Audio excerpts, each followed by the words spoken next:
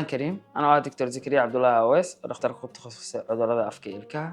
Insha Allah waxaan ka hadli doonaa mowduuc aad u muhiim ah oo dadka dhan na weydiinayeen bariyahan in qofka loo adeegi karo bisha Ramadan. Qofka waa loo adeegi karaa bisha Ramadan ayadoo qofkaas afureynin. Also binji qofka la siinaayo waxna ma u keeni doono wax dhibaato ah oo saameyn hadartaan afursiinayo qofkii ma jiro.